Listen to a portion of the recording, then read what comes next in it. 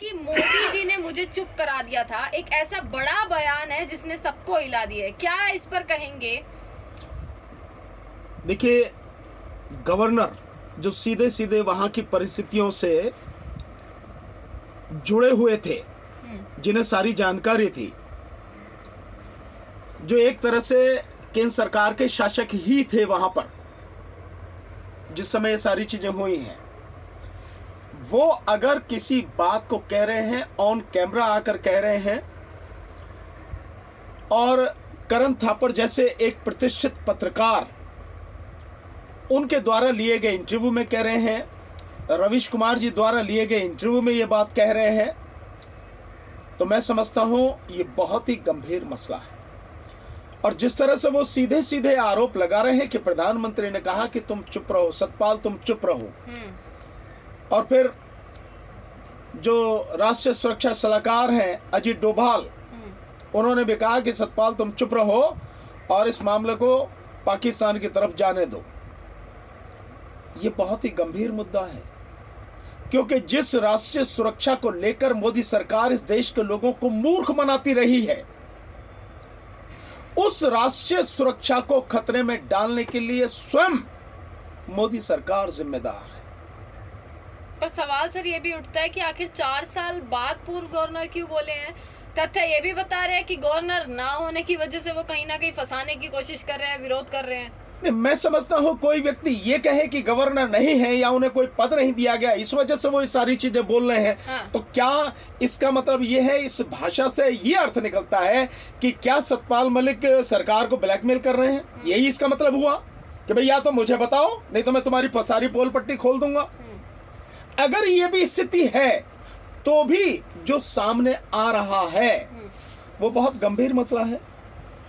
और अगर सतपाल मलिक झूठ बोल रहे हैं तो इसकी प्रॉपर जांच होनी चाहिए, इसकी इन्वेस्टिगेशन होनी चाहिए। अभी तक इसका कोई खंडन कहीं से नहीं आया, और इस बात का कोई अर्थ मैं नहीं समझता हूं कि तब नहीं बोला, आज क्यों बोल रहे हो। क्या सरकार या वो लोग जो ये बात कह रहे हैं कि तब तो नहीं बोला, 4 साल बाद बोल रहे हो, वो लोग जो अभी हुआ, अभी बोला गया, उस पर कुछ बोलते हैं क्या? जैसे आप देखें, जो अडानी वाला मामला था, ये तो अभी हुआ ना। हाँ। इस पर विपक्ष ने अभी बोला ना। चारों तरफ से सवाल अभी पूछे गए सरकार से। सरकार से पूछा गया भाई याराना जो है, ये याराना क्या है बताओ ना, आपके रिश्ते क्या हैं? और क्या अडानी ही मोदी है, मोदी ही अडानी है? वो 20,000 करोड़ शेल कंपनी के माध्यम से, जो अडानी डिफेंस के माध्यम से लगे हैं डीआरडीओ में और इसरो में, वो कहां से है, किसके हैं? ये तो अभी बोला गया ना। इसका जवाब है क्या? इसका उत्तर दिया क्या? प्रधानमंत्री ने इसकी इंक्वायरी कराई क्या?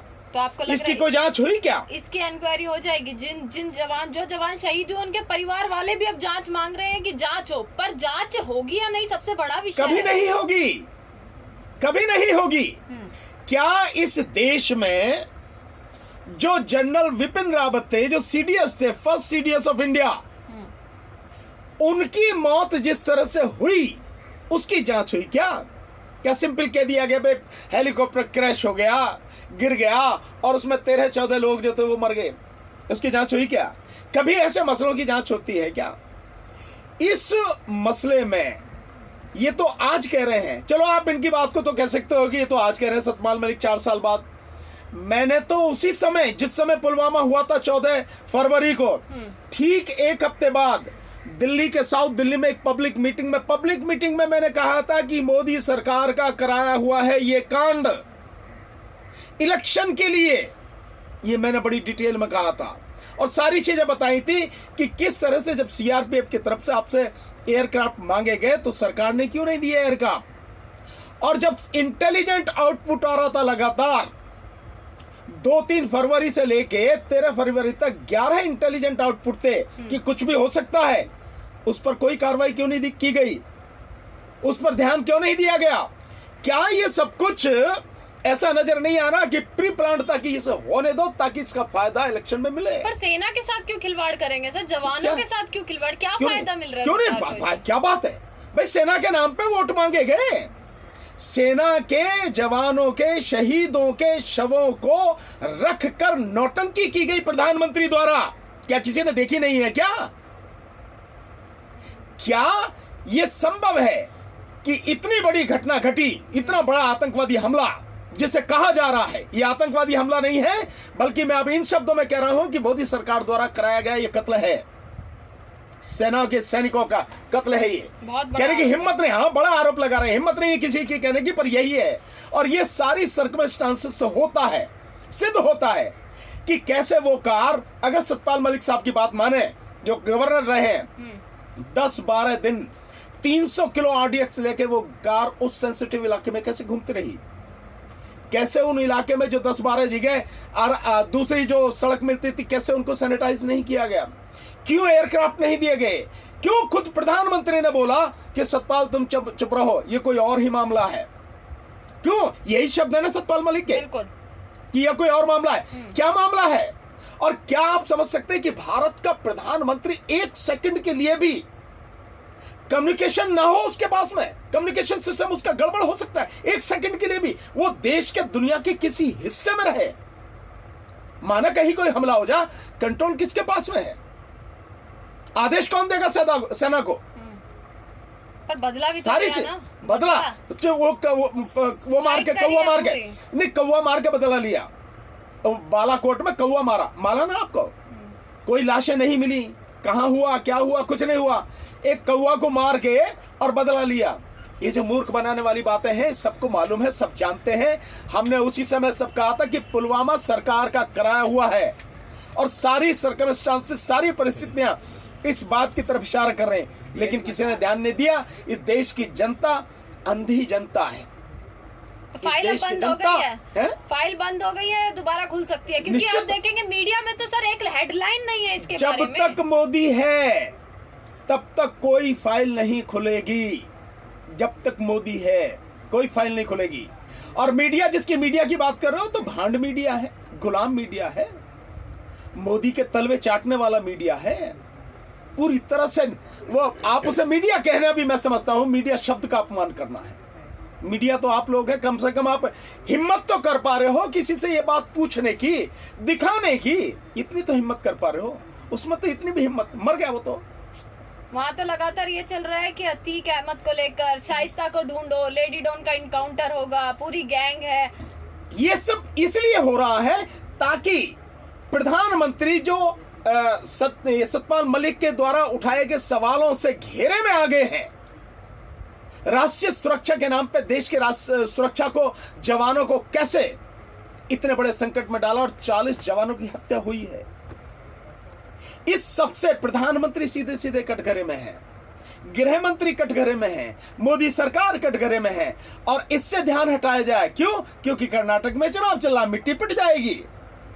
ये बात हाईलाइट जितनी होगी, और आने वाले समय में 3 और बड़े राज्यों में चुनाव होना है और 2024 का चुनाव होना है, और यही सारी चीजें राष्ट्रीय सुरक्षा के नाम पे कर रहे हो। राष्ट्रीय सुरक्षा अगर ये लग जाए कि प्रधानमंत्री ने ही दांव पे लगा रखी है, और ये और अगर सिद्ध हो गया ढंग से, अगर इन्वेस्टिगेशन हुई कि इस सबके पीछे ही प्रधानमंत्री है, तो वो सारा झूठ का जो आडंबर बना हुआ था 1 मिनट में ढह जाएगा। नहीं, जांच तो नहीं होगी सर, जांच के लिए तो विपक्ष भी आप देख लो। नहीं, विपक्ष ने थोड़ी जांच करनी है। नहीं, विपक्ष भी कितनी दूसरे अडानी मामले की जांच के लिए खड़ा रहा, पर क्या बदला मिला उसे? निश्चित रूप से जांच नहीं होगी। हाँ। इसीलिए तो कह रहे हैं कि प्रधानमंत्री मोदी जब तक है तब तक जांच नहीं होगी, लेकिन ऐसे मामलों की कभी भी जांच हो सकती है। वो एक अलग बात है, तब तक क्या सबूत रहेगा क्या नहीं रहेगा, क्या बचेगा क्या नहीं बचेगा, तो एनआईए भी तो है ना सर। एनआईए काहे की एनआईए है? ये एनआईए, ये सीबीआई, ये सब कुछ ये सरकार के इशारे पर काम करते हैं। ये केवल स्वतंत्र संस्था नहीं है, गुलामों की संस्था बन गई है। ये संविधान की शपथ लेकर सरकार की गुलामी करने वाली संस्थाएं उन्हीं के लिए काम करती है, इन्वेस्टिगेशन करती हैं। और मैं आपके माध्यम से कहना चाहूंगा कि इसमें जितने भी अधिकारी हैं सबका नैतिक पतन हो चुका है। ये स्थिति है इनकी, कोई एजेंसी नहीं काम करती स्वतंत्र रूप से जो इन्हें करना चाहिए। अच्छा, एक सवाल और है, जब प्रधानमंत्री राष्ट्रीय सुरक्षा को लेके बात करते हैं, देश की सुरक्षा को लेके बात करते हैं, तो क्या उनके पास देश की सेना के लिए 5 एयरक्राफ्ट नहीं थे जो प्रधानमंत्री अपने लिए 8,000 करोड़ के 2 प्लेन ले आते हैं, तो देश की उसके लिए जवानों के लिए प्रधानमंत्री के पास पैसे नहीं थे या क्या नहीं था, या वैसे झूठा आडंबर रचाते वो? देश की सुरक्षा के नाम पर, नेशनल सिक्योरिटी के नाम पर इस देश के लोगों को मूर्ख बनाया जाता है। उसकी आड़ में सरकार अपने सारे काले धंधे करती है।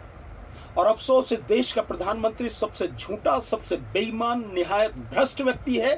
पूरा ऊपर से लेकर नीचे तक भ्रष्टाचार में डूबा हुआ व्यक्ति है। वो व्यक्ति गुमराह करता है देश को, देश के लोगों को। और अगर उनको सब ये एयरक्राफ्ट और सारी की जाती तो सवाल ये उठता है कि 11 इंटेलिजेंस आउटपुट थी कि कुछ गड़बड़ी हो सकती है, क्यों इग्नोर किया गया? 4-5 घंटे तक प्रधानमंत्री का कोई कम्युनिकेशन नहीं है। वह बाघ और बकरियों के साथ में खेल रहा था, फोटो खिंचवा रहा था वहां जिम कॉर्बेट पार्क में। वो वहां पर फिल्म की शूटिंग करनी जरूरी थी या देश की जनता के जो देश के जवान हैं उनके साथ में ये सब हुआ उसे देखना? ये सब है। अगर ये सब कुछ होता, उन सब चीजों को देखभाल की जाती, तो पुलवामा कैसे होता? आप कह रहे और हैं पुलवामा नहीं होता तो कैसे 2019 का चुनाव जीत लिया जाता? मांगी ना। आप वीडियो देखिए, मोदी का वीडियो देखिए। क्या देश के जवानों के, शहीदों के नाम पर पहली बार जो देश का वोटर है वो वोट कर सकता है? यही कहा ना मोदी ने, यही कहा मीटिंग में।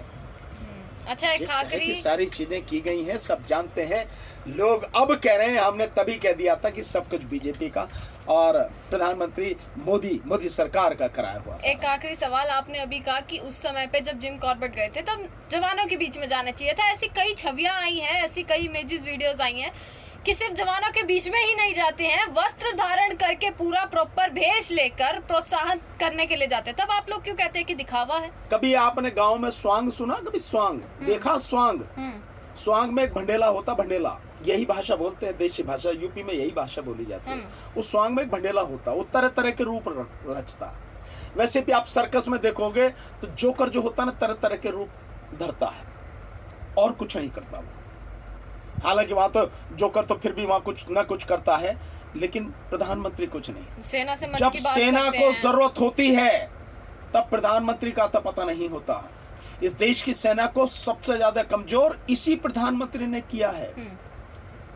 देश का 2000 वर्ग किलोमीटर का एरिया चाइना ने इसी प्रधानमंत्री के काल में कब्जा लिया। क्यों नहीं बोलता प्रधानमंत्री?